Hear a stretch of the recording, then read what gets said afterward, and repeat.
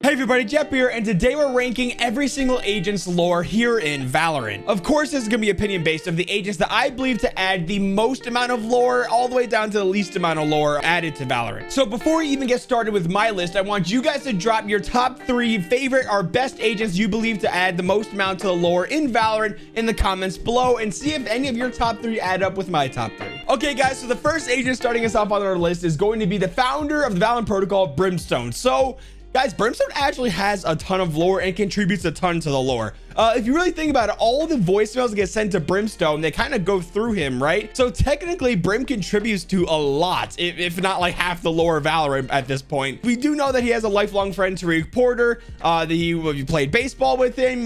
When he was on the Baltimore Fire Department, he's a fireman with him. And then he went to the military and served with him as well. We do know that Tariq died, and it left a heavy impact on Brim's heart. And he trained cadets for not only the the military, but the kingdom as well. He was a K-Sec. Man, there's a lot we know about Brim. I think we're gonna start off with A, maybe bump up to S tier at the end of the video. I don't know. We'll start off on A though. Okay, moving on to Jet, the fastest agent on the Valorant Protocol. And to be honest, guys, Sun Wuhan is her name. I don't think Jet really has a great lore. Besides like the little incident that happened in Korea, like this wind tornado that she created, we don't really have any other, like, I guess, okay, maybe like the, how she got blamed for the, the Venice incident attack. Maybe those are like 2 tragedies that she's dealt with. We know she likes gambling.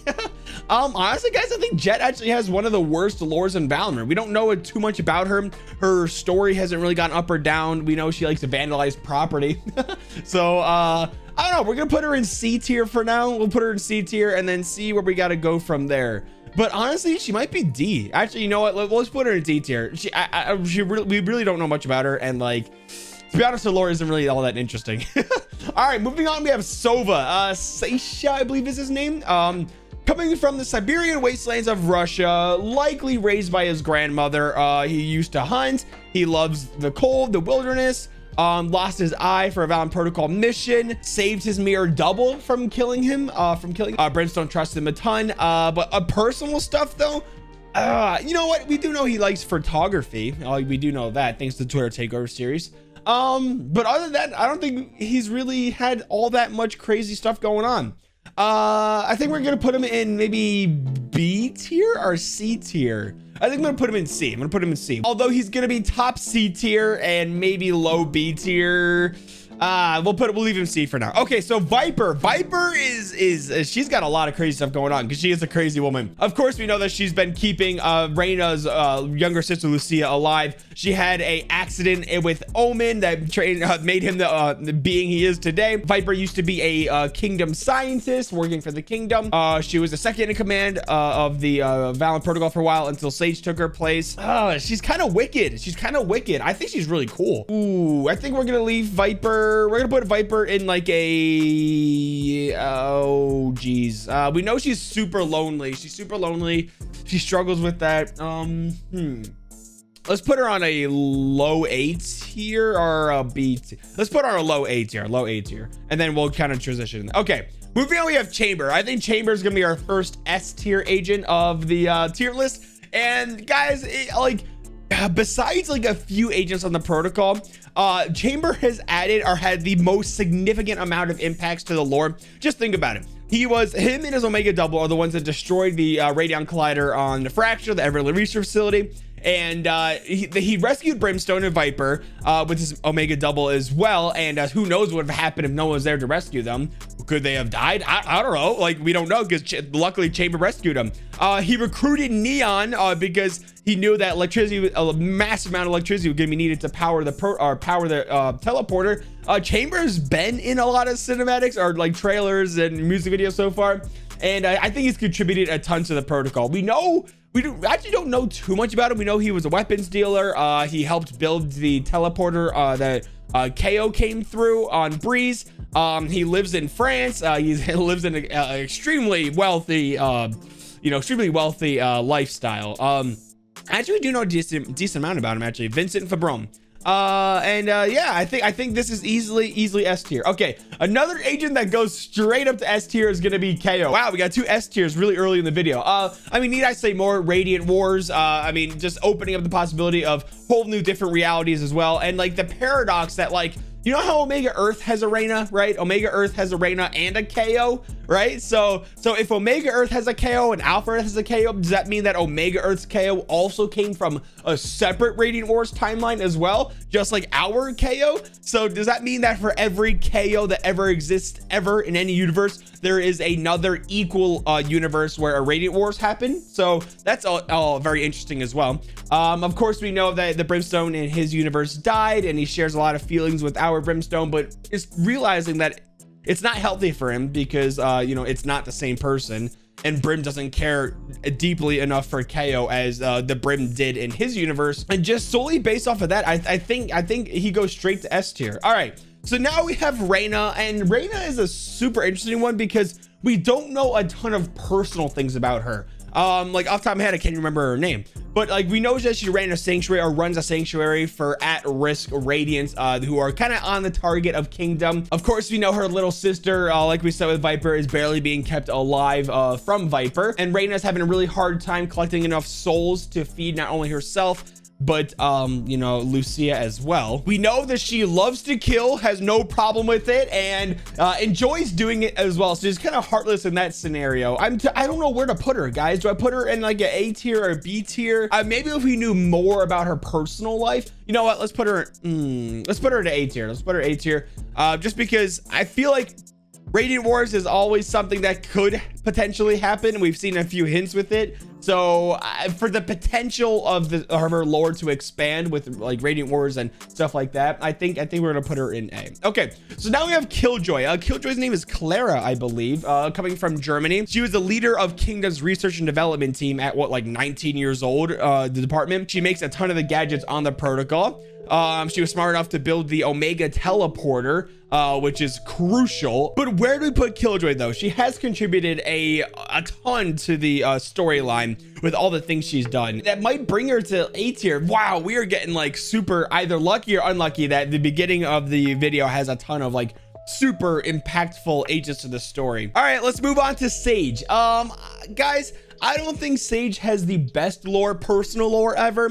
We don't know a ton about her. We know she, you know, kind of grew up in China and kind of lived like a quote unquote monk lifestyle with in a village. Of course, she's one of the most powerful agents of the protocol. She did do something to try to revive Omen to bring him back to life, and but this is the best that she could do. She's a second in command. I think we could put her in B tier. There's enough. Even though we don't know a ton about her personal story, there's enough things that she's done to warrant her at least a B tier. She helped recruit Sky at the end of the day too. Okay, moving on, we have Breach, and I'm not one to really be super interested in Breach's lore. Of course, he was a general amputee. The judge like pretty much sentenced all of Breach's family to life in prison besides him because he felt bad for him. He did get a short sentence, but not life in prison. He built himself his own arms. So don't ask me how he built himself arms with no arms, but it happened. And then life of crime, awful criminal, did some terrible things. Joined Raze along the way. They were partners and joined the protocol to lower a sentence or get rid of a sentence. And that's kind of it with Breach. We know that he hates Kingdom. He doesn't get along with Brimstone. And yeah, I think that's a C tier for Breach. There's not a crazy amount there. Besides like the criminal backstory and the sadness and kind of craziness that comes with that, there really isn't that much more about Breach. Moving on, we have Sky, the Aussie, Clara. Oh, no. Man, what's Sky's name again? I actually forget what her name is off the top of my head. Is it Clara? No, Clara is Killjoy, I believe. Or it could be Sky. I don't know. I'm messing up. Okay, so Sky's lore. There isn't a lot to it. There really isn't. Up until very recently, she really hasn't been in very many cinematics at all. She hasn't been in a cinematic besides her trailer. She really hasn't sent any voicemails to Brimstone besides like the one that just happened very recently where she was investigating Mage. But other than that, like I think the most impactful thing that Sky has done is show us what the rifts look like that could have potentially been the first light that ended up getting her recruited into the Valorant Protocol, because I think that's like the most important thing. We can visualize what that first light looks like through Sky's trailer. Other than that, she really does. I mean, she wakes up super early, goes on runs. Like, that's about it. I think she's a D tier for lore. Maybe eventually they will expand on her lore more. Besides being a nature girl and being athletic, there's really not much to her. All right, now we have the Queen of Lightning, or what did Chambers say? The Lady of Lightning, Neon. And Neon comes from a very interesting background because in the Philippines, there's a Mount Pulag, I believe. A big lightning strike happened, and some scientists go up there, and lo and behold, there's a baby at the lightning strike area, and the impact, and they pick her up. They give her to an adopted family, and she just grows up to be a Radiant. Kind of an interesting storyline there. How did she get there? We don't know yet. But other than that, we know that she is super athletic. She, of course, was on the soccer team. I believe played basketball as well. I could be wrong there, but I know she at least played soccer. She used to be a KSEC employee of the kingdom as well. Likely wasn't there long because she is very young, and you know, she has been on protocol for a little while now, a couple months. And so probably it wasn't very long. New Chamber, don't know what really happened there between them and Chamber, or her and Chamber. She helped power the teleporter, and she did go over in the Shattered cinematic, so she has done a lot there. You know what? She also did help apprehend Fade as well at the warehouse. So she has done a decent amount since she's been here. Maybe if we know more about her personal life, we can bump her up more. But I think she's a solid B.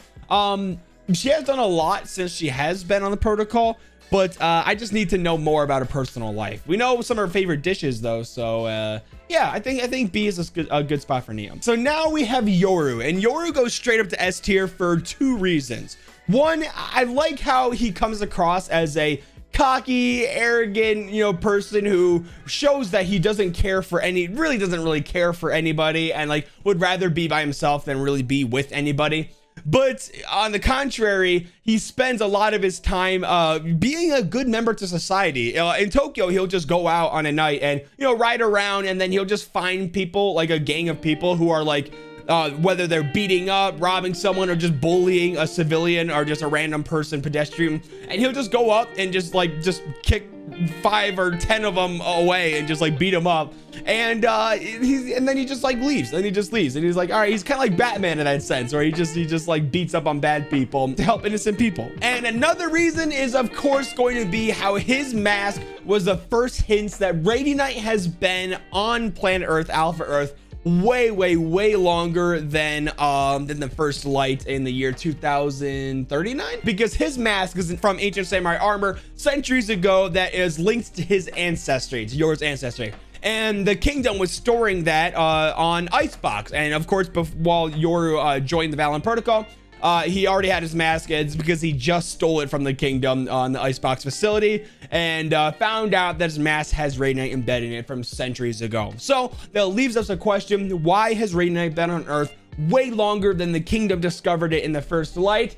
That is an interesting question, and maybe something that might be answered further in, when Mage joins the Valorant Protocol, because Mage just walking around right now with an ancient artifact that Yoru is kind of believing could also have Reina embedded inside of it, and this artifact likely is centuries old as well. So maybe we'll find out more about how Reina has been here way longer than First Light. Okay, moving on, we have Fade. Now, Fade did do man, Fade actually, she's done a lot. Even though she hasn't been on protocol for a while, she was a blackmailer for a couple months, or what, like a month and a half or whatever. Absolutely terrorized in Valorant Protocol. And you know what? Actually, Fade is Fade's a high A tier, because although we don't know much, we really don't know really much at all about her personal life. We know that she communes with Nightmare. We know that she has a guy that is very important for her. She can't find him, and that's the reason why she was a blackmailer to the protocol in the first place. Fade did leak out so much information about pretty much all the agents, and leaked out all of their names as well. So she has contributed a ton to lore. She also was the guinea pig to go over to the Pearl District in Omega Earth through the teleporter. She knows about Varumbatra and the Realm District, so she's quickly picking up steam, even though she's only really been on protocol for a few months at the time of recording for this video. We're gonna leave her at the top of A tier for now, but I do have a feeling that she's gonna be bumped up to probably S tier within a few months. I believe once we know more about her personal life and how she communes with Nightmare, and what Nightmare and how that takes a toll on her body and stuff, I think that she's definitely gonna be one of the big players in the future for Valorant. Now moving on, we have Omen. And guys, the thing with Omen is I'm more frustrated than interested with Omen's lore at this point. Valorant's been out for what, like 2.5 years now or something like that. We know almost just as much about Omen now as we did back then, and it's getting to the point where it's a little frustrating. It's like, come on, let's just get more information about him. We know that he likely was a human in the past. He probably worked for the kingdom as well. A terrible accident happened with Viper, maybe doing experiments and stuff, and then she called upon Sage to try to resurrect him and bring him back to life. But this is what Sage was able to do: bring Omen back. He's constantly in pain. He constantly has to focus on keeping his body intact. We do know he has a couple soft spots to him. He likes to knit, to focus. He also was more than happy to water the flowers of, I believe, Sage's room in the headquarters when Sage, Neon, and who else? Jet went out to have a little vacation. So the potential for Omen's story is great. It could be fantastic, but we have really not gotten very much information recently at all. So Omen's gonna be a B tier. Maybe when we know more, we'll bump him up, but like right now, it's just like gotta leave him a B. Guys, I'm not the biggest fan of Reisa's lore. Besides her being like an ex-criminal with Breach partnering up with him, we know that she really likes music. She likes to try to do what she can to get rid of the kingdom in her home city or hometown. She likes to party, she likes to dance, and it's kind of about it, right? I don't think there's really all that much more about Reis. We don't really know much about her personal life. She hasn't contributed that much to Valorant's story. She really hasn't, for being a original agent. Hasn't really been in any cinematics, you know, maybe a couple of Twitter takeover series videos, but that's about it. I think Reis might actually be a D tier lore. Maybe a bumper. No, I'll leave her right there. All right, moving on, we have Cipher. So Cipher is pretty awesome. He has helped a ton with the Valorant Protocol. I mean, you name it, like whether surveillance things, he's helped and done that. He helps find where Fade was. He helped interrogate Fade, which ultimately led Fade to join the protocol. He dies in every cinematic he was in. He personally has helped fuel Phoenix's story arc. Now for himself, we do know a decent amount about Cipher. We know his name is Amir, I believe. He comes from Rabat, Morocco, his home city, which happens to be the map Bind in Valorant. We know that from this voice line. What has Kingdom done to this town? However pretty their lies are, they're just sucking my city dry. Now, he's always been like someone lurking from the shadows. He doesn't want anybody on the Valorant Protocol to know his identity. No one in the public does, and no one on the Valorant Protocol knows what he truly looks like. They know his name, but they don't know what he looks like. Of course, the story goes that his family has pretty much all died as well, and he kind of gets glimpses of them and able to see them when he dies and gets resurrected by Sage. He'll have this voice line too. For a moment, I saw them. Which is kind of sad when you think about it. His whole family pretty much died. So what else would Cipher have to live for? Well, it would be to help the Valorant Protocol, and with the off chance of possibly maybe even be able to see his family again. He has multiple safe houses and will leave them when he feels like his cover's getting blown in the area. I think Cipher is a good top B tier. Maybe low A tier. Geez, I'm really gonna get hated in the comments if I put him on a B tier. We'll leave him on an A tier. All right, next up we have Astra, and Astra really hasn't done much for the protocol. Just very recently, she sent a voicemail over to Brimstone, which didn't really help too much. She kind of just explained her frustrations about this guy at Realm trying to tell Brim to not investigate into Varun Bajra and pretty much stay out of it. So she really hasn't contributed that much. Of course, she's a guardian of the cosmos. We don't really know much about her personal backstory, pretty much at all, really. She's one of the most mysterious agents of Protocol. I do feel like that Astra is going to play a big part in Valorant's lore in the future, maybe possibly even the near future, especially with how she's hinted at with all these multiple realities and traversing through them, how it might have negative consequences on the cosmos. She is a guardian of the cosmos after all, so she would know more than pretty much anybody. And I feel like she has potential. I'm going to put her on a low C tier. Right now, we don't know too much about her, but I think her story might get expanded on in the near future. All right, so last up for today's video is the poster boy of Valorant, Phoenix. Now, Phoenix has been on a wild journey since Valorant has started. He started off as the cocky, arrogant agent that only thought about himself, wanted everyone to stare at him. It was all about him, and he was going to do anything he could to show off and impress people. And he has slowly been transitioning into a different agent, most notably in the warm-up cinematic where Cipher helped him go full circle with his character development, and also in the Die For You music video that helped out a lot with Phoenix's character development, showing him that it's not about being selfish, it's about being selfless and playing a part in a team to find a better resolution on a goal than just doing it all himself. And it's not all about him, it's about his teammates as well. So I think Phoenix goes at a high A tier. We know a decent amount about him. We know he lives in in London, and in an abandoned firehouse. I personally just really like how he's grown as an agent. He's probably got the best story so far in Valorant, of starting off somewhere and then ending up in a better position. I think he's the most developed character in Valorant's lore so far. Well, guys, what do you think of my list? Would you put Chamber, KO, and Yoru in your top 3 as you did in the beginning of the video? Let me know in the comments below. If you enjoyed this video, then make sure to like and subscribe, notifications if you're new. Now with all that being said, Jeppy!